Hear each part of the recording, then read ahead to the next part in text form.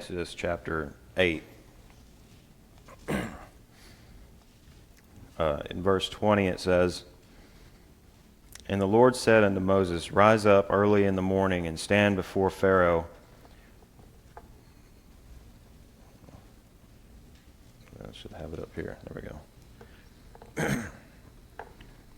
"Lo, he cometh forth to the water, and say unto him, Thus saith the Lord, Let my people go, that they may serve me. Else if thou wilt not let my people go, behold, I will send swarms of flies upon thee, and upon thy servants, and upon thy people, and into thy houses. And the houses of the Egyptians shall be full of swarms of flies, and also the ground whereon they are. And I will sever in that day the land of Goshen, in which my people dwell, that no swarms of flies shall be there, to the end thou mayest know that I am the Lord in the midst of the earth. And I will put a division between my people and thy people. Tomorrow shall this sign be." And the Lord did so, and there came a grievous swarm of flies into the house of Pharaoh, and into his servants' houses, and into all the land of Egypt, and the land was corrupted by the reason of the swarm of flies. And then chapter 9, verse 22.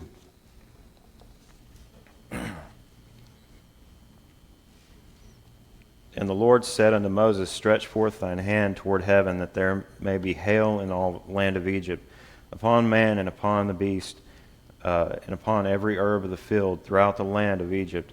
And Moses stretched forth his rod toward heaven, and the Lord sent thunder and hail, and the fire ran along upon the ground, and the Lord rained hail upon the land of Egypt. So there was hail and fire mingled with hail, very grievous, such as there was none like it in all the land of Egypt, since it became a nation.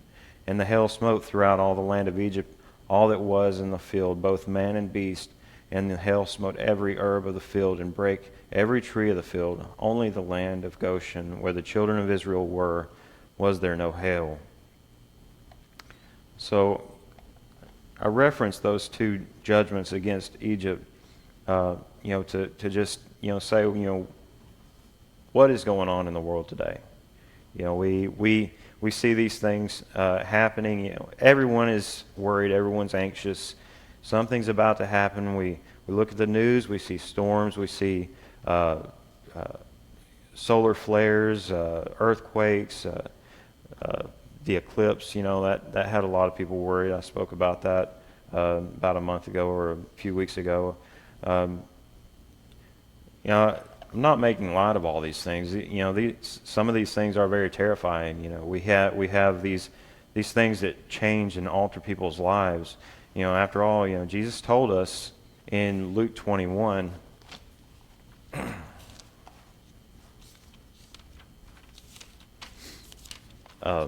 verse 25, "There shall be signs in the sun and the moon and in the stars, and upon the earth distress of nations with perplexity, in the sea and the waves roaring, men's hearts failing for fear and for looking after these things that are coming upon the earth.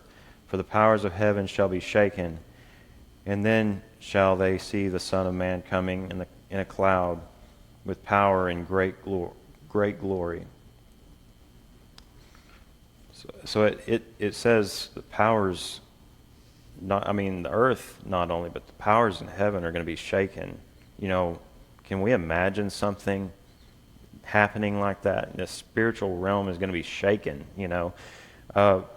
What are we supposed to do?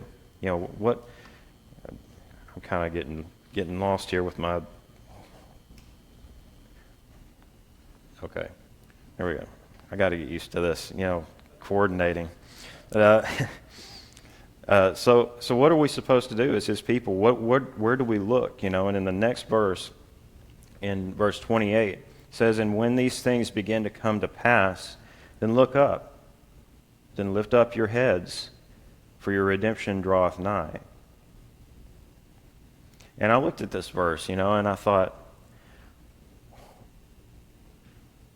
why does Jesus say, "Look up," and then follows by saying, "Lift up your heads"? If I'm looking up, I'm lifting my head first. You don't look up. why is it not just one motion? Why would he specifically say, look up, then lift up your heads, and why not lift up your heads and look up? And I got to thinking about this. Would we say, someone gets out of bed in the morning and then wakes up, and then some people would argue that there should be a step in there that says get out of bed, get coffee, and then you wake up. But so there would be some argument there from some people, but I think there's more of a subtle message here to his followers, to those who are asking, these questions of him. I think that he's telling us that we should look to him, focus on him, and rise above this physical thing that we're in. These physical things that are afflicting us. It's more of a set your eyes upon him and focus on him, and then raise up out of that physical place that you're at. The storm that you're in.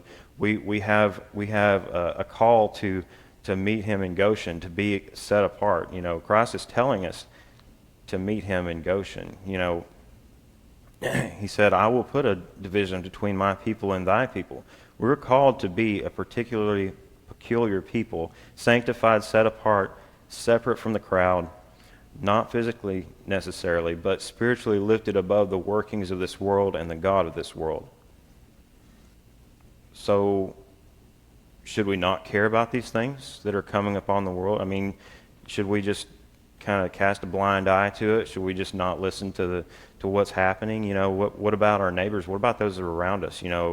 How does that affect them, and how does that affect us? What do we do for those people who are around us?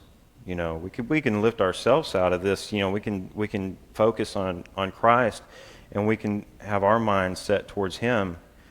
But what happens to the people around us? In Luke 21, verse 34, it says, "And take heed to yourselves, lest at any time your hearts be overcharged with surfeiting and drunkenness and cares of this life, and so that the day come upon you unawares. For as a snare shall it come on all them that dwell on the face of the whole earth. Watch ye therefore, and pray always, that ye may be accounted worthy to escape all these things that shall come to pass, and to stand before the Son of Man." And in looking at this verse, I found a word that I had not really ever heard before, heard used before, surfeiting.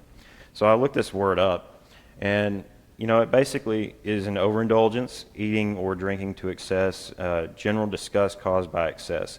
And another definition kind of says, it's caused someone to desire no more of something as a result of having consumed it in excess. So it kind of made me think about the 24-hour news. All these things. I don't know if you ever watched Fox News. Every 5 minutes there's breaking reports, and it's the same thing over and over and over again.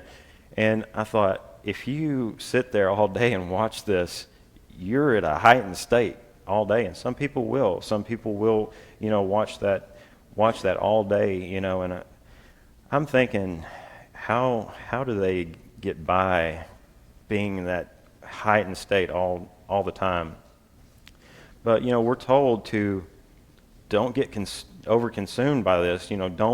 Don't focus so much on everything that's going wrong, and then just have it repeat in your mind.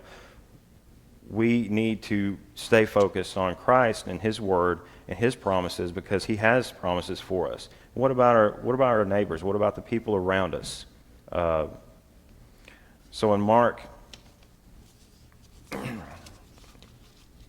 12,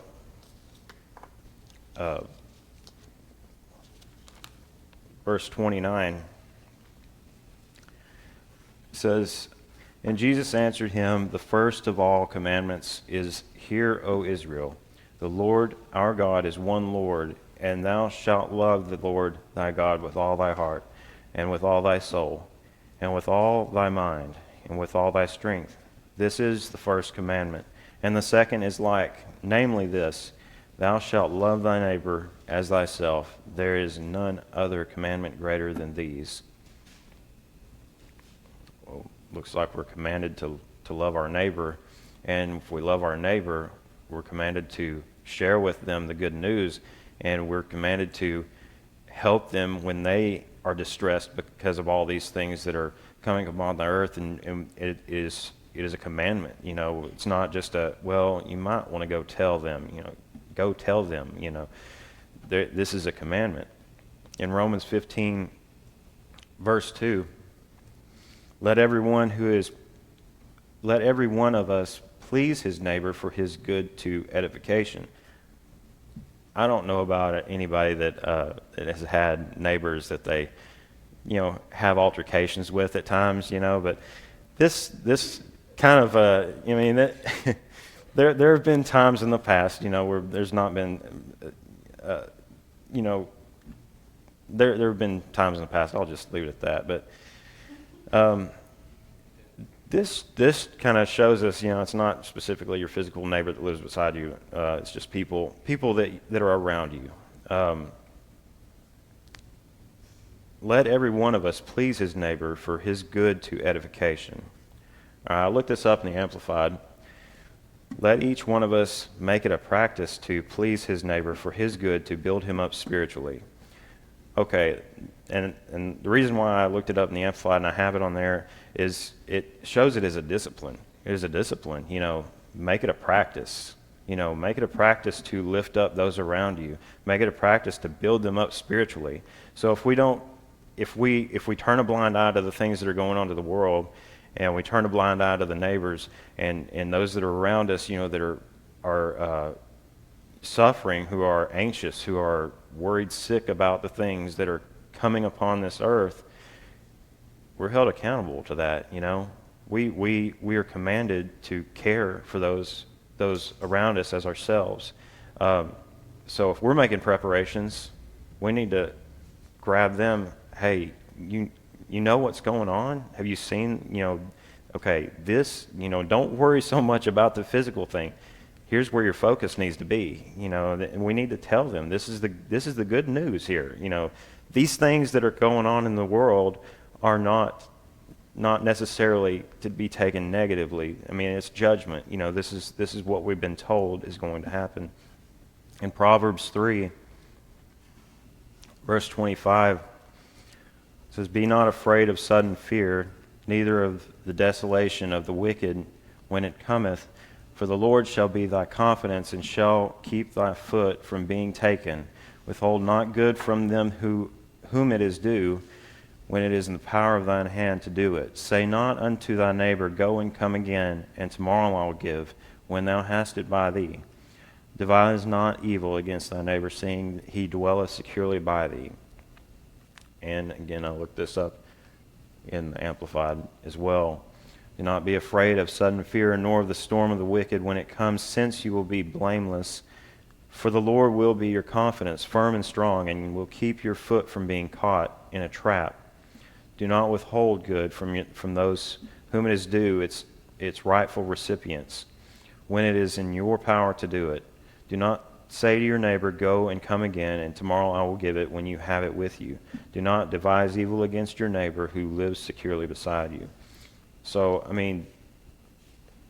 do not withhold good from those to whom it is due, its rightful recipients.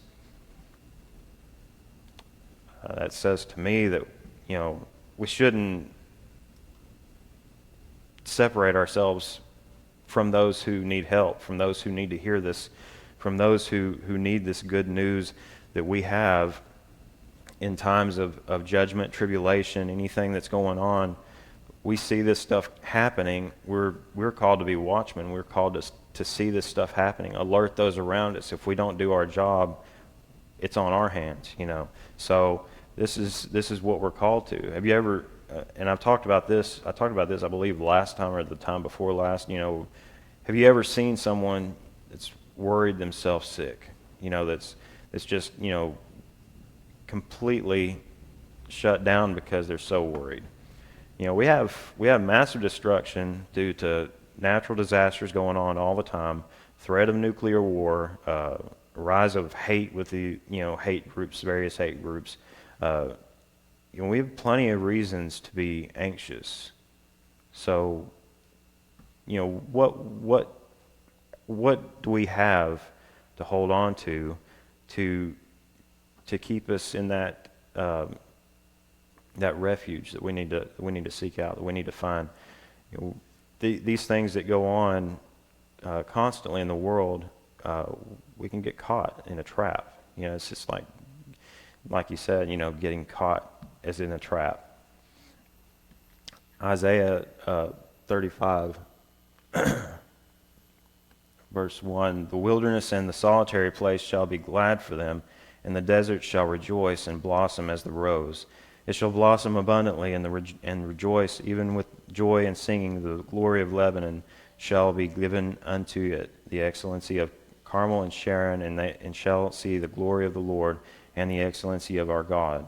Strengthen ye the weak hands and confirm the feeble knees. Say to them that are of a fearful heart, be strong, fear not. Behold, your God will come with vengeance, even God with a recompense. He will come and save you. And then the eyes of the blind shall be opened, and the ears of the deaf shall be unstopped. Then shall the lame man leap as a hart, and the tongue of the dumb sing. For in the wilderness shall waters break out, and streams in the desert. And the parched ground shall become a pool, and the thirsty land springs of water. And the habitation of dragons where each lay shall be grass with reeds and rushes, and the highway shall be there, and a way, and it shall be called the way of holiness. The unclean shall not pass over it, but it shall be for those the wayfaring men, though fools shall not err therein. No lion shall be there, nor any ravenous beast shall go thereupon. It shall not be found there, but the redeemed shall walk there. And the ransomed of the Lord shall return and come to Zion with songs and everlasting joy upon their heads. They shall obtain joy and gladness, and sorrow and sighing shall flee away. God is calling us to a spiritual Goshen. He wants us to reside with Him in this set-apart place. When He sends these spiritual and physical judgments, these things that come upon the earth, He wants us to look at Him, be elevated up so He can reveal what His plan is in all of that. Our job is to help those around us prepare spiritually and physically so that they can see the escape that God is telling us to take out of the path of this judgment. He with Lot and his family, He provided a way. Okay, I'm going to send these angels there to get him out, him and his family, to get him out. He provided a way of escape from the destruction, and some of us will turn and look back, but He's provided a way. We have that decision to either stay in the city and be destroyed, get out, never look back, focus on Him and where He's leading us, turn around and look back and be lost, and we have that decision, and how does that apply to today? What is our application from all this? How do we find spiritual Goshen? How do we become set apart in these times where everyone's so connected and everyone is so involved in everything else? Well, I found a video clip, and it kind of sums it up well. We've had some storms here, major storms in the past few weeks, and I found this video clip, and I thought, that's exactly what it's speaking of, So I'm going to play it. I don't know if it's going to be loud enough, but I found it online.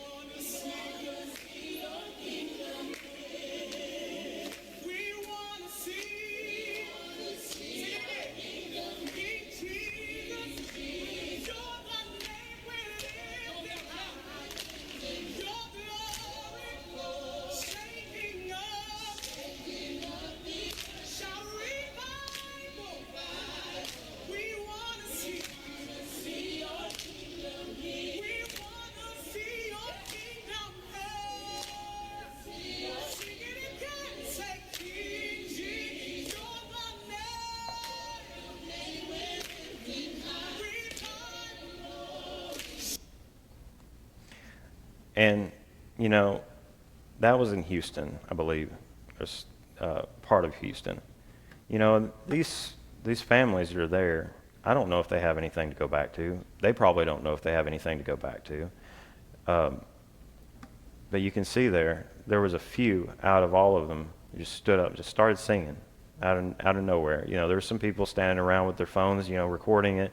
You know, there were some people joining in, and that's what we're called to do. We're called to bring hope. You know, these are not easy situations to be in when you don't have anything left to go back to, when you're uncertain about things, and when these things that come up on the earth are gonna take some by surprise. You know, they're not going to be prepared. But that's where we need to find ourselves. We need to find ourselves in that spiritual Goshen where we can praise Him regardless of the negativity that's going on. We can be above that. You know, that's what we're called to be. You know, where we're called to be at, and we're called to bring as many people as we can. You know, into that same place. You know, and I saw that video and I thought, you know, that is amazing, because if I was thrown into a shelter somewhere with hundreds of people, I don't know if I could be in that state of mind. You know, it kind of blows me away, but that's where we need to be.